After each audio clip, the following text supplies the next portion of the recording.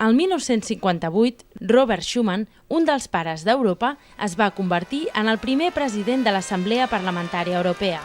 Han passat 50 anys i avui Europa i l'Eurocambra influeixen més que mai en la nostra vida i en el futur dels nostres pobles.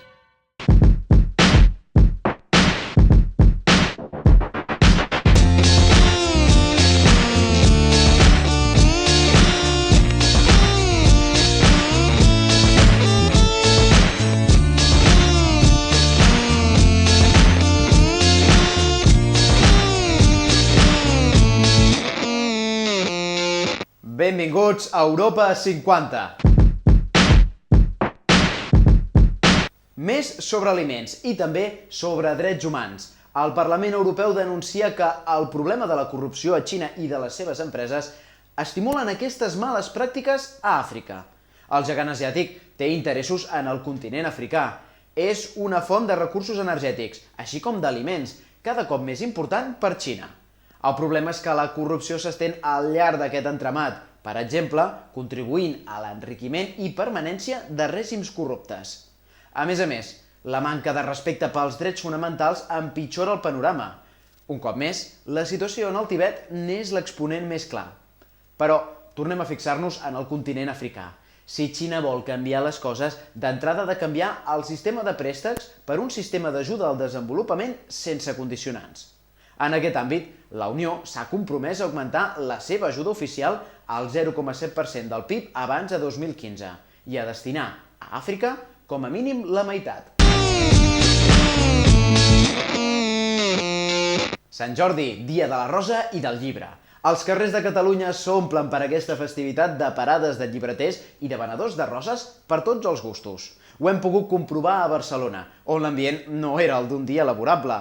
Per aquest motiu, l'Oficina del Parlament Europeu a Barcelona es va sumar a la festivitat amb una jornada especial, obrint les seves portes a grups d'escolars i alumnes d'institut i repartint llibres sobre Europa des d'una parada davant de la Pedrera.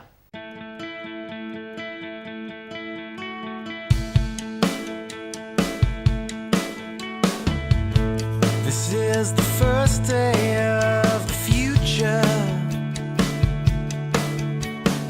Sant Jordi a Barcelona. Les Rambles es converteixen en un riu de persones. La gent de la ciutat passeja entre llibres i roses. En els estants, els escriptors de renom signen les seves obres i els mediàtics aprofiten la jornada per il·lustrar la seva feina en directe. I de tant en tant, un grup d'escolars travessa les aceres amb uns globus molt particulars. I can see so clearly when your smoke gets in my eyes. Please me with your promises and hurt me with your lies. Prop de la capçalera de Passeig de Gràcia, davant de la Pedrera, la seu de l'oficina del Parlament Europeu s'afegeix a la Diada de Sant Jordi amb una parada al carrer. Aquí es reparteixen els globus amb el logo de l'Any Europeu del Diàleg Intercultural, així com llibres, contes i còmics sobre la Unió Europea entre grans i menuts. And all I want is you.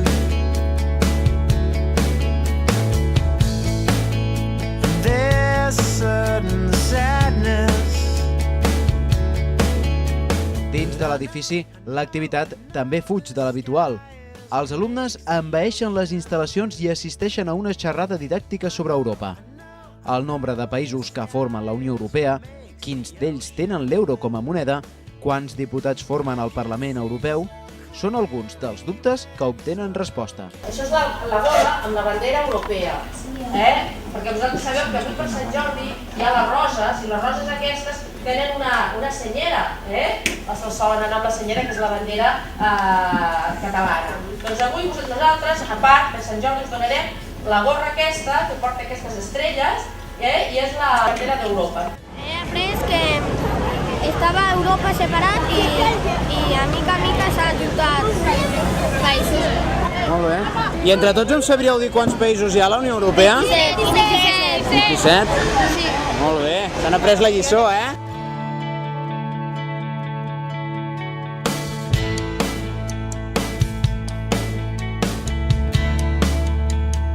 Per Sant Jordi, un llibre i una rosa.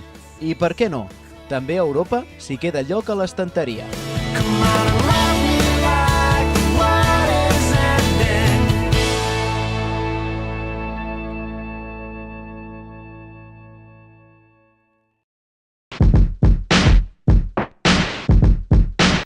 Punt i final del programa. Això sí, si ens voleu tornar a veure, ho teniu fàcil. Aneu a internet a l'adreça molatv.cat. Allà ens trobareu. Fins la propera, europeus!